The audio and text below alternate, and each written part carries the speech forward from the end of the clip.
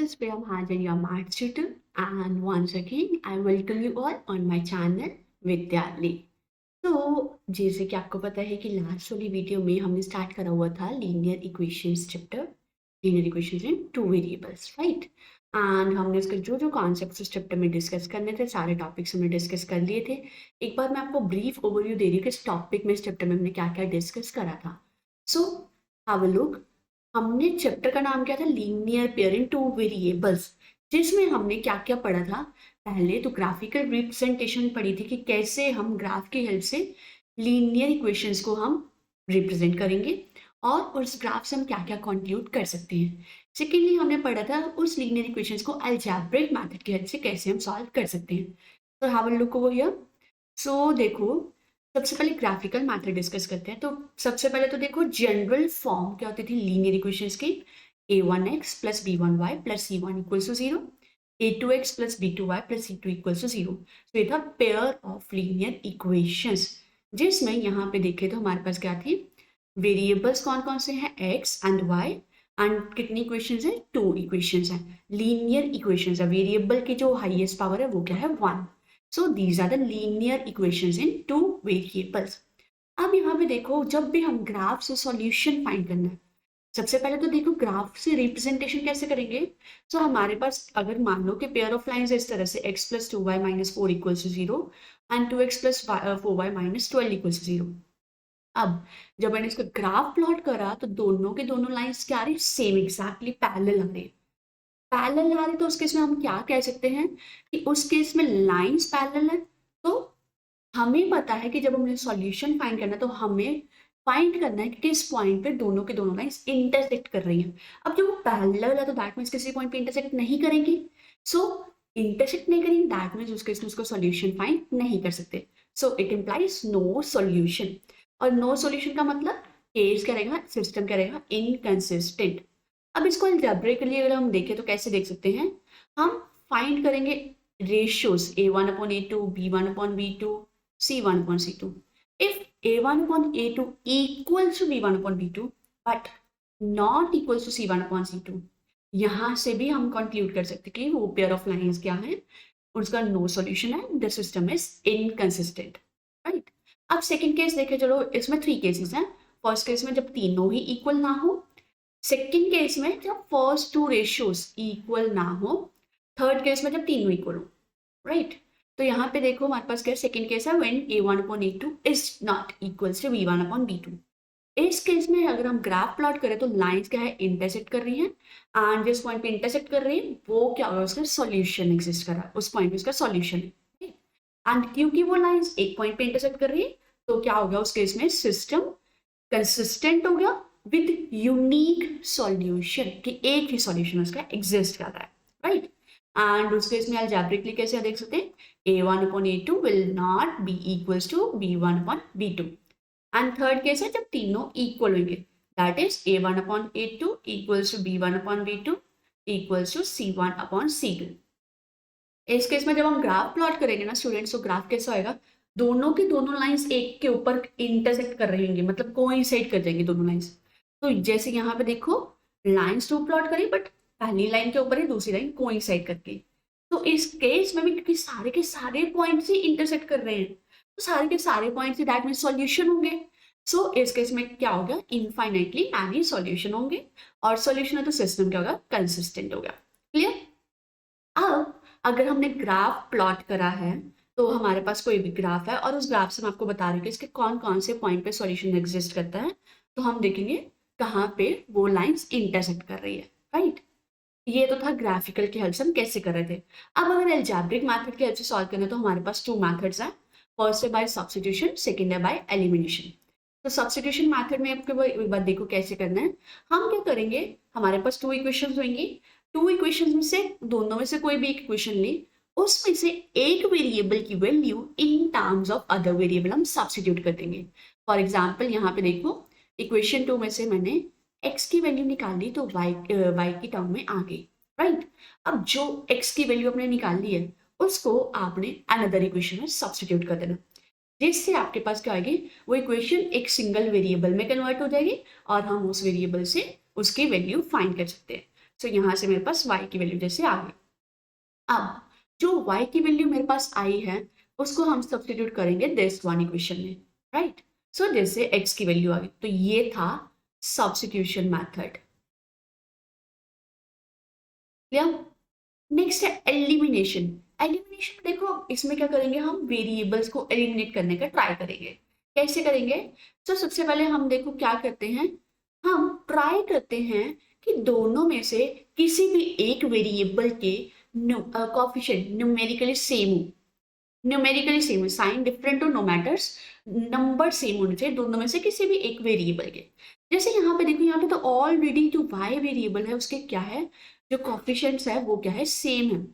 तो y variable के क्योंकि ऑलरेडी कोफिशिएंट सेम है, सो दैट मीन्स हमें यहाँ पे मल्टीप्लिकेशन कुछ भी नीड नहीं है। हम सिंपली अब साइन देखो क्योंकि दोनों ऑपोजिट है तो हम ऐड करेंगे, अगर साइन सेम होता तो हम उनको सब्ट्रैक्ट करते।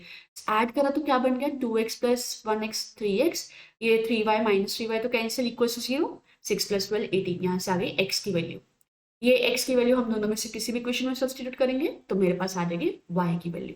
सो सॉल्यूशन आ गया x equal to 6, y equal to 0। So this is a way to solve the questions. I hope ये मेथड आपको क्लियर हो चुका हो, राइट। ओके, अब इसी के बेस पर हम बहुत सारे क्वेश्चन डिस्कस करने जा रहे हैं। सो सबसे पहले तो हम डिस्कस करेंगे objective type questions.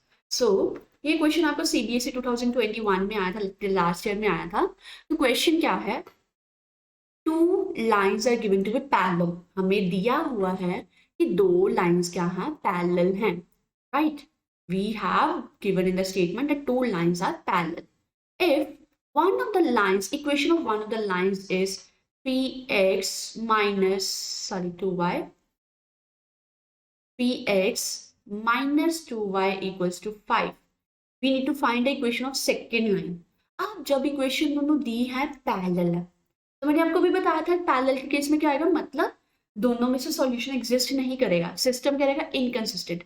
System inconsistent के केस में क्या होता है, a1/a2 तो b1/b2 के इक्वल होता है, but not equal to c1/c2 होता है, राइट। अब हम इसको क्या करेंगे, हर इक्वेशन के बाद वेरीफाई कर लेंगे। अगर देखो यहाँ पे मैं फर्स्ट इक्वेशन ले रही हूँ, तो a1 है मेरे पास 3, a2 है मेरे पास -5, a3 है मेरे पास सॉरी a1 है मेरे पास 3, b1 है मेरे पास -2, c1 है 5। अब देखते हैं a2 b2 c2 क्या हो सकता है। अगर मैं ये क्वेश्चन ले रही हूँ तो a2 रहेगा 9, b2 रहेगा 8, c2 7।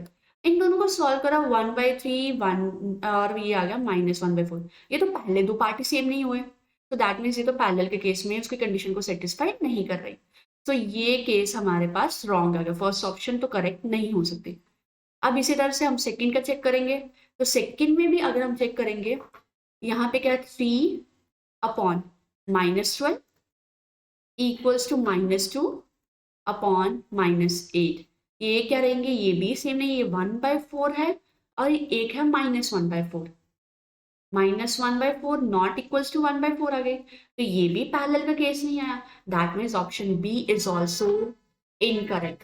सो अब ट्राई करेंगे ऑप्शन सी। सो अगर ऑप्शन सी हमारे पास आ गई तो इक्वेशन ऑफ सेकेंड लाइन हमें मिल जाएगी।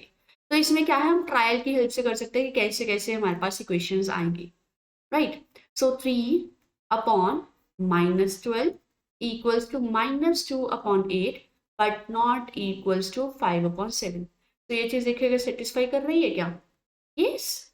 -1/4 equals to -1/4, a1/a2 b1/b2 equal है, but they are not equals to c1/c2, hence option C is a correct one. Clear to all? Yes, wonderful. Now the next question we are having is the pair of equations this and this have। अब हमें यहाँ पे बताना है कि जो ये pair of equations हैं इसके फाइंड करना है किस टाइप का सॉल्यूशन है, unique solution, exactly two solution, infinitely many solution और नो सॉल्यूशन। कैसे चेक करेंगे, अलजेब्रिकली कैसे चेक करेंगे, अगेन हम इनकी रेशियोज को कंपेयर करेंगे, a1/a2 b1/b2 c1/c2। अब a1 यहाँ पे क्या है, इससे कंपेयर करेंगे a1x a2y, sorry a1x b1y, here it will be b1y plus c1 equals to 0।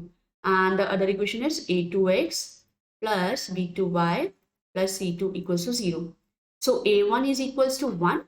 a1 upon a2 will become 1 upon minus 4. b2 is 2. b1 upon b2 2 upon minus 8, which is again 1 by minus 4. c1 upon c2 is minus 5 upon 20, which is again minus 1 by 4. So what we are looking at over here, that here a1 upon a2 is equals to b1 upon b2 is equals to c1 upon c2. So तीनों की तीनों ratio same है. That means the case is of infinitely many solution. So pair of equations has of infinitely many solutions. Option C is our correct answer. Clear? Okay. Have a look at the third question. So if a pair of linear equations is consistent, then the lines are parallel, possible, always coincident, yes, possible, always intersecting, possible, intersecting और coincident. So consistent है तो हो सकता है lines intersect भी करें और lines coincide भी कर जाए, तो दोनों possibilities हैं. So here option D is the correct one. Clear? Okay, so now have a look at the next question. And the next question is, if the lines 3x plus 2ky minus 2 equals to 0 and 2x plus 5y plus 1 equals to 0 are parallel. Parallel है तो फिर से condition सबसे पहले तो हमें पता होना चाहिए a1 upon a2 equals to b1 upon b2 but not equals to c1 upon c2. Then what is the value of k? k की वैल्यू फाइंड करनी है. तो फिर अभी हमें तो ये पता लग गया, a1 पता 3 है, b1 is 2k and c1 is minus 2. a2 क्या हो गया मेरे पास 2, b2 क्या आ गया 5 and c2 क्या आ गया मेरे पास 1. सो a1 a2 b2 सबकी वैल्यूज आ गई, इसमें सब्स्टिट्यूट करेंगे. तो यहाँ से मैंने क्या करा, k की वैल्यू फाइंड करनी थी, तो पहले दोनों पार्ट को इक्वेट करा, उनमें वैल्यू सब्स्टिट्यूट करी. तो ये क्या आ गया, a1 upon a2 that is 3 upon 2, b1 upon b2 that is 2k upon 5, which implies k की वैल्यू क्या आ गई मेरे पास 15 upon 4. 3 upon 2 equals to 2k upon 5, cross multiply, 3 into 5 equals to 4k. So 4k, k is equals to 15 upon 4. So correct option is option B. Clear? Okay, now let's have a look at the next question, which is question number 15. If one equation of a pair of dependent linear equations is minus 3x plus 5y minus 2 equals to 0, second equation will be, then हमें निकालनी second equation. Again हमें यहाँ पे क्या है, dependent equations, dependent linear equations. Dependent linear equations का case कौन सा होता है, इनफाइनाइटली मैनी सॉल्यूशंस, राइट. सो उसी केस में क्या था ना कि जो जो फर्स्ट वाली इक्वेशन है उसी पे ही सेकंड के सॉल्यूशन डिपेंड कर रहे, सेम थे, तो वो कौन सा था, इनफाइनाइटली मैनी सॉल्यूशंस के. तो उस केस में क्या होएगा, कंडीशन क्या थी, a1 upon a2 equals to b1 upon b2 equals to c1 upon c2. सो अब ये कंडीशन लेके चलते तो यहाँ पे भी हम 1 by 1 सारी ऑप्शंस को चेक करेंगे. जिस केस में ये तीनों रेशियो सेम आ गए, that will form the second equation. Okay, so first case में देखा ऑप्शन ए में, तो ऑप्शन ए में मेरे पास क्या आ गया, a1 upon a2, b1 upon b2, c1 upon c2, तीनों की वैल्यू आ गई 1 by 2. So option A is the correct one. So देखो बहुत सिंपल सा था, हमें बस एक रूल्स पता होने चाहिए कि तीनों कंडीशंस कैसे हम कंसिस्टेंट चेक कर सकते हैं, कैसे हमें पता होना चाहिए पैरेलल किस केस में होगा, इनफाइनाइट मैनी सॉल्यूशन किस केस में होंगे, यूनिक सॉल्यूशन किस केस में होंगे, इनकंसिस्टेंट का क्या केस रहेगा. तो वो चीजें जब हमें कंडीशंस एक बार क्लियर होगी तो हम बहुत सारे क्वेश्चन सॉल्व कर सकते हैं, विद इन सेकेंड्स बहुत सारे क्वेश्चन सॉल्व कर सकते हैं. सो इसी तरह से और बहुत सारे क्वेश्चंस प्रैक्टिस करने के लिए stay tuned and we will practice some more questions in the next video. So bye bye, take care, have a great day.